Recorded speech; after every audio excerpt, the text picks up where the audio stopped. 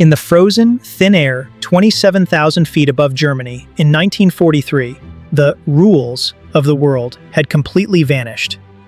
Down on the ground, propaganda machines were working overtime to convince millions of people that the other side were monsters who deserved only death. But in the zephyry cold of the stratosphere, two men were about to prove that a human soul is harder to kill than a heavy bomber. This is the story of the Ye Olde Pub, a B-17 flying fortress that should have been a graveyard, and Franz Stigler, a Luftwaffe ace who was one trigger pull away from the highest honor in Nazi Germany. Instead of taking his shot, Stigler made a decision so outlier, so dangerously illegal, that it remained a secret for nearly half a century. This isn't just a war story. It's a story about the day the warrior ethos broke the back of a total war. On December 20th, 1943, a 21-year-old American pilot named Charlie Brown was flying his very first mission. He was the commander of a B-17 nicknamed Ye Olde Pub. Because he was a rookie, his plane was assigned to the Purple Heart Corner, the edge of the bomber formation.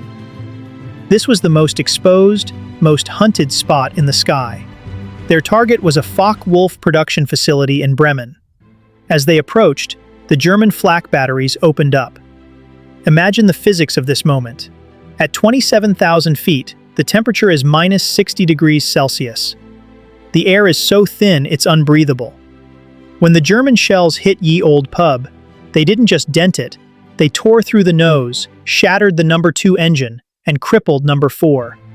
The bomber began to fall behind. In the world of aerial warfare, a straggler is a dead man. Within minutes, a swarm of 15 German Messerschmitts and Focke-Wulfs descended on the lone B-17 like sharks sensing blood in the water. They shredded the tail section. They destroyed the hydraulic and oxygen systems.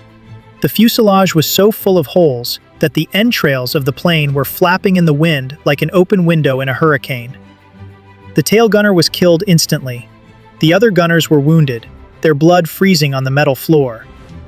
Out of 11 machine guns, only 2 were left, and they jammed in the sub-zero cold. Charlie Brown, bleeding from a shoulder wound and oxygen-deprived, blacked out. The B-17 went into a death spiral, plummeting toward the German soil. The German fighters, assuming the plane was doomed, broke off their attack. But then, the outlier happened. Just feet from the ground, the dense air brought Charlie Brown back to consciousness. He wrestled the controls, leveled the plane just above the trees, and pointed the nose toward England. He was flying a 30-ton Sieve at 40% power. He shouldn't have been in the air, but as he looked in his rearview mirror, he saw a shadow. A Messerschmitt Bf-109 G6 was sitting right on his tail. The pilot in that fighter was Franz Stigler. Stigler was a legend. He had 27 confirmed victories.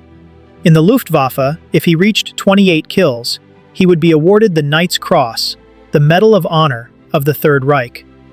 This was the ultimate glory. Stigler had lost his brother in the war. He had seen his cities burned to ash by Allied bombs. He had every reason to pull the trigger. As Stigler closed the distance, he put his finger on the button. He looked through his gun sight, expecting to see a defiant enemy gunner. Instead, he saw nothing. The guns were limp. The tail gunner was dead. Through the jagged holes in the fuselage, Stigler could see the American crew frantically trying to save their wounded friends. He saw Charlie Brown's face, pale, terrified, and young. At that moment, Stigler experienced a system error. He didn't see a monster or a target. He saw himself. He remembered the words of his first commander in North Africa, Gustav Rodel. "If I ever see or hear of you shooting at a man in a parachute, I will shoot you myself." To Stigler, this B-17 was essentially a giant parachute. To shoot them down would be murder, not combat. Stigler didn't pull the trigger. Instead, he did something that could have gotten him executed for treason. He pulled up alongside the B-17's cockpit.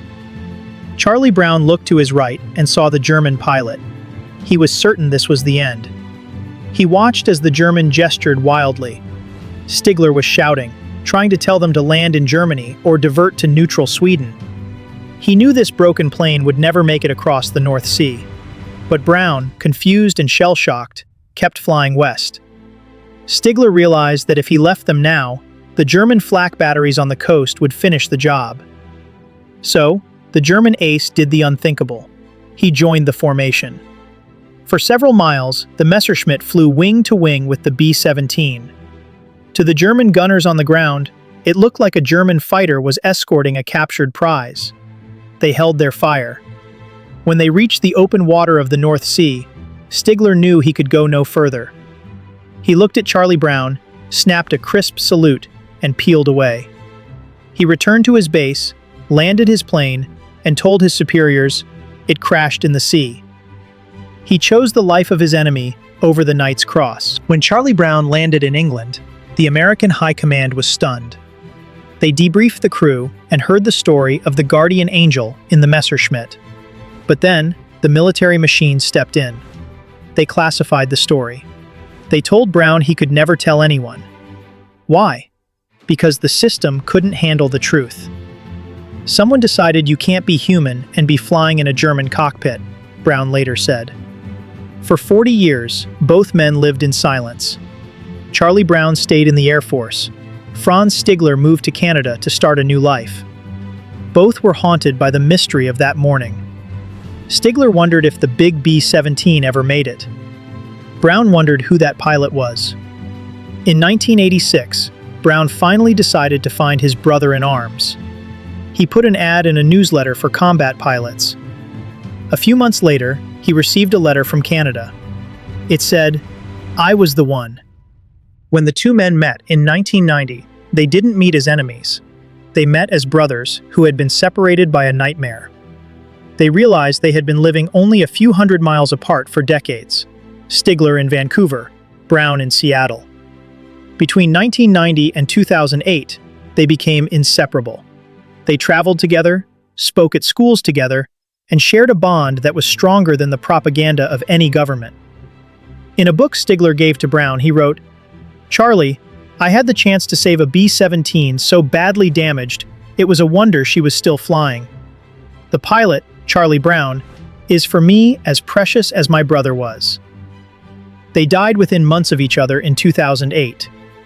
The story of Charlie Brown and Franz Stigler is the ultimate outlier because it proves that even in the most dehumanizing system ever created, the machine of World War II, an individual has the power to say no. Stigler sacrificed his glory to save a life. Brown spent his life honoring the man who was supposed to kill him. They proved that the warrior ethos isn't about how many people you kill, it's about who you choose not to kill.